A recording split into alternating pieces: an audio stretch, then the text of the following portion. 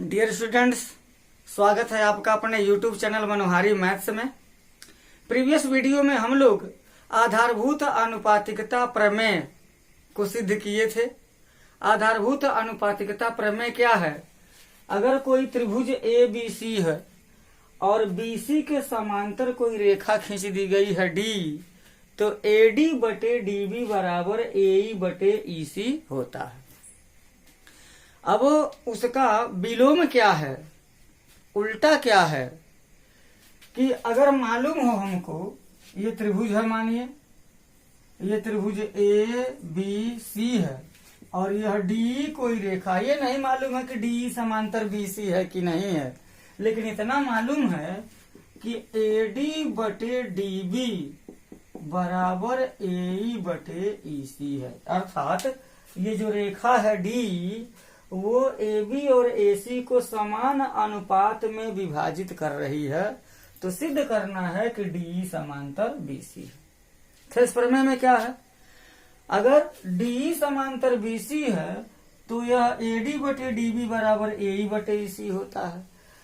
उल्टा क्या हो जाएगा, अगर AD बटे DB बराबर AE बटे EC है तो DE समांतर BC हो जाएगा। यही आधारभूत आनुपातिकता प्रमेय का विलोम है। तो आइए इसको सिद्ध करते हैं।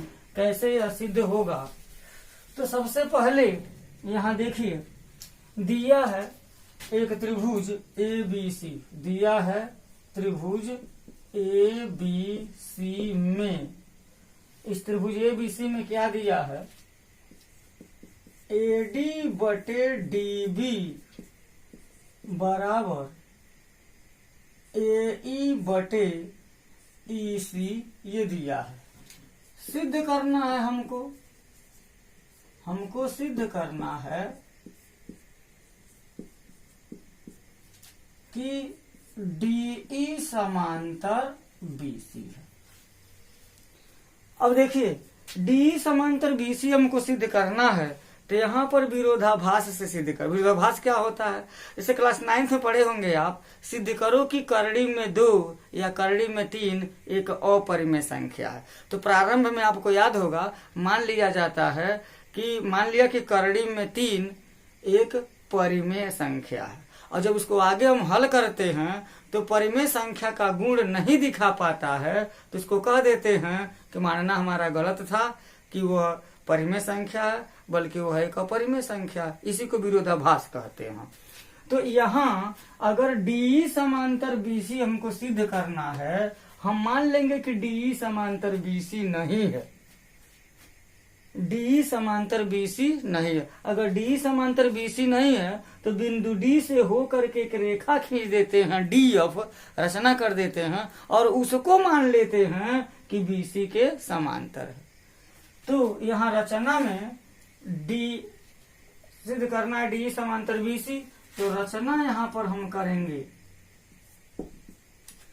कि एक अन्य रेखा DF समांतर BC खींचा,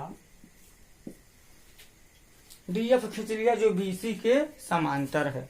और उसके बाद से उपपत्ति, अपना तर्क उपपत्ति के अंतर्गत देंगे। क्या है, यहाँ पर हम कह सकते हैं जब DF समांतर BC के है, DF समांतर BC के है, तो आधारभूत आनुपातिकता प्रमेय के अनुसार AD बटे DB तब AD बटे DB बराबर AF बटे FC तो हो जाना चाहिए, यह एक है। किंतु आप देखें AD बटे DB बराबर AE बटे EC दिया है।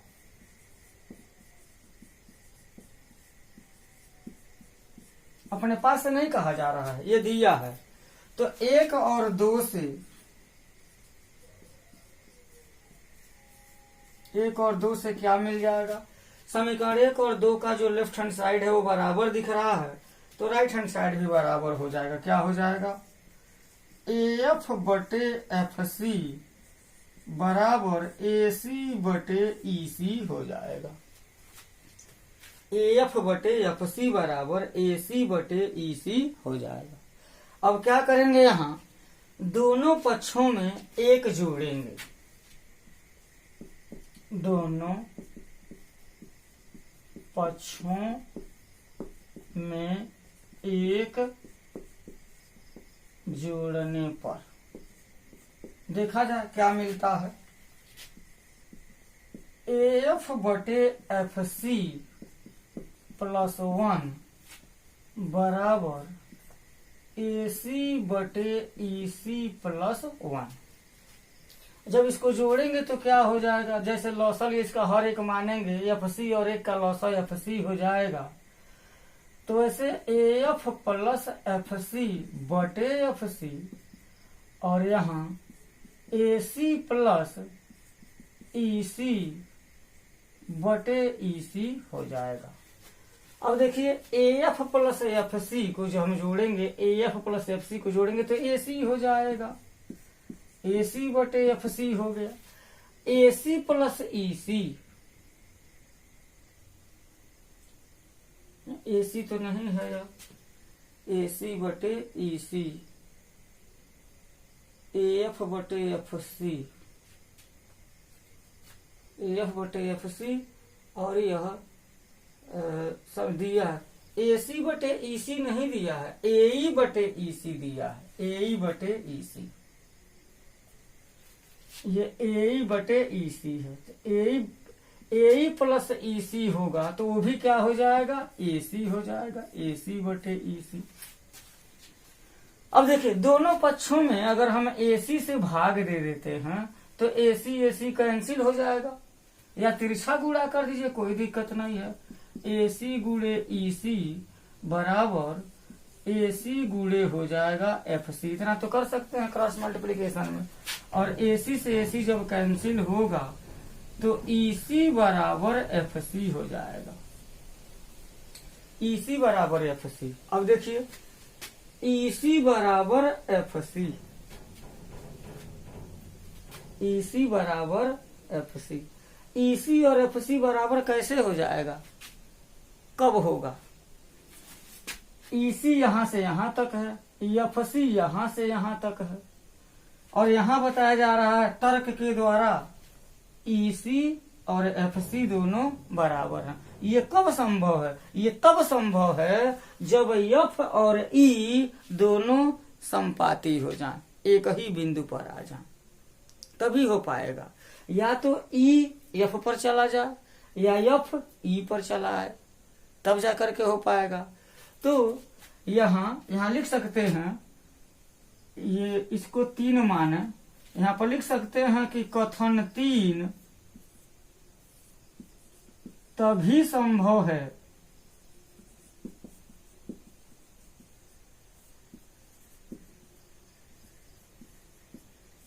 जब बिंदु F बिंदु E पर आ जाए। तो जो DF समांतर हम BC माने थे, F जब E पर आ जाएगा तो D समांतर BC हो जाएगा। अतः DF समांतर BC न हो करके क्या हो जाएगा, D समांतर BC हो जाएगा। अब इसको तैयार करने के लिए क्या है, थेल्स प्रमेय और थेल्स का विलोम यहीं पर देख लेते हैं, एक चित्र बना करके क्लियर हो जाएगा। ABC इसमें समांतर माना गया है, समांतर है। BC के समांतर DE है, तो इतना बटे इतना बराबर इतना बटे इतना हो जाएगा। अब यहां पर क्या है, ABC है, अगर ये D है और E है तो AD बटे DB बराबर AE बटे EC है, तो डी समांतर बीसी हो जाएगा। यहाँ समांतर है तो अनुपातिक है, यहाँ अनुपातिक है तो समांतर है। अगर एक लाइन में याद करना हो तो समांतर है तो अनुपातिक है, यहाँ पर क्या है विलोम में अनुपातिकता है तो समांतर है। इस तरह से एक लाइन में इसको तैयार कर सकते हैं।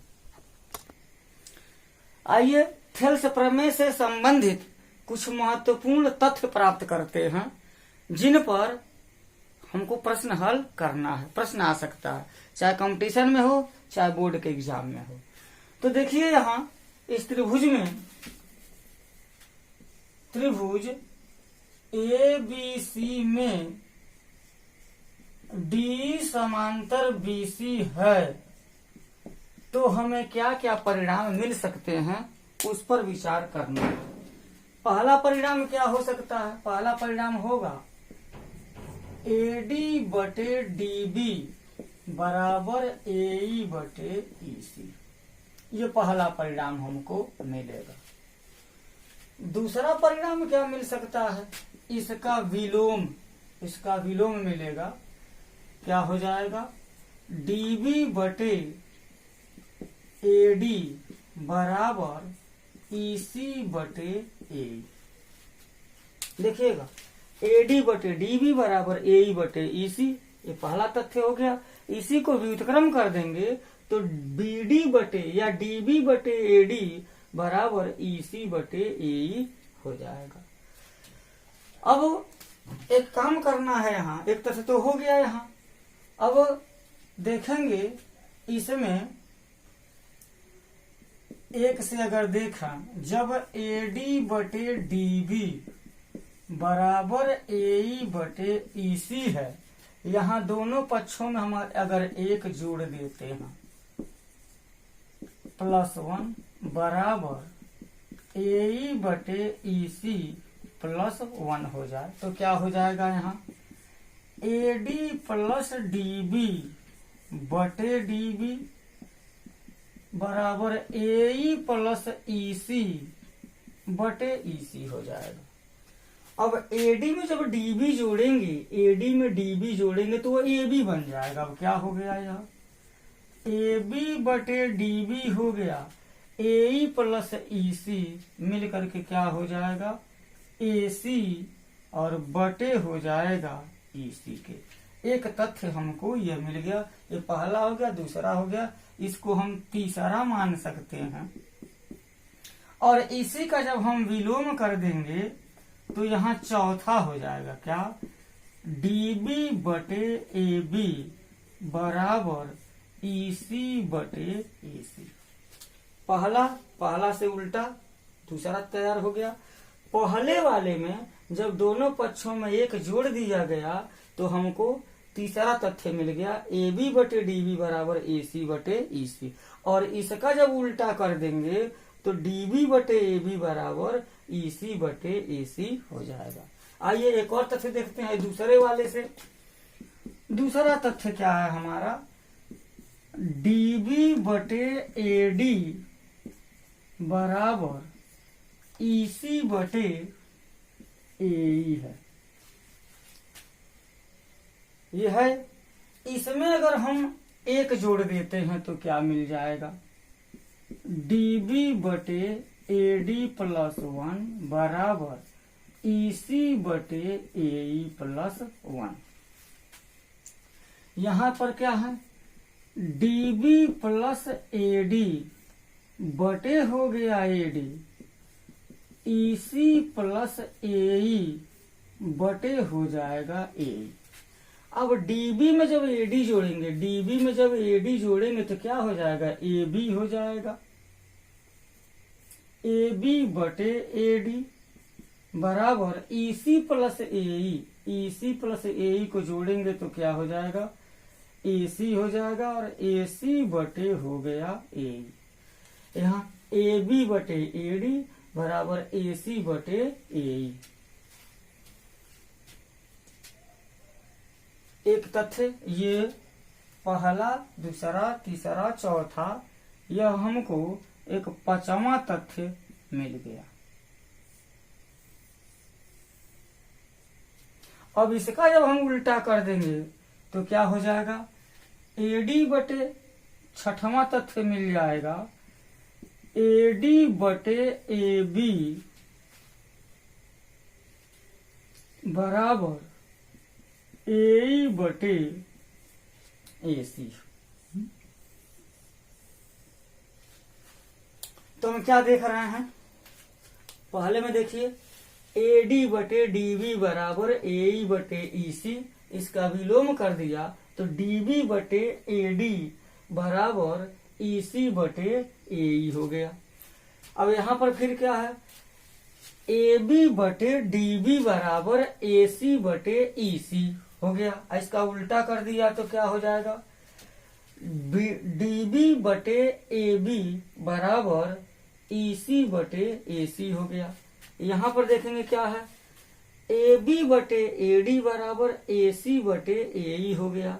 इसका उल्टा कर देंगे तो हमको क्या मिल जाएगा, AD बटे AB बराबर AE बटे AC हो जाएगा।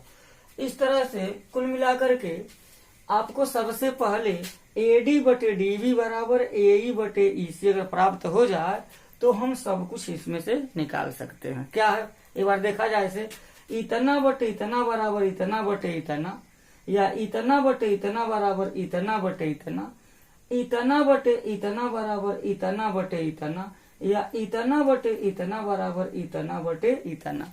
इस तरह से हम इसको देख सकते हैं, जान सकते हैं। तो खंड करके भी अगर इसमें से 4 राशियां हैं, इधर कहीं पर भी देखिएगा 4 है, 1 2 3 4, 1 2 3 4, 1 2 3 4, मतलब 4 राशियां। 4 राशियां में से 3 राशियां दिए होने पर चौथी राशि को पूछा जा सकता है। तो प्यारे बच्चों, ये आधारभूत आनुपातिकता प्रमेय के विलोम पर आधारित कुछ तथ्य रहे जिन पर प्रश्न हल होना है। अब आइए नेक्स्ट वीडियो में हम लोग प्रश्नावली में मिलेंगे। तब तक इसको आप तैयार कीजिए। जय हिंद,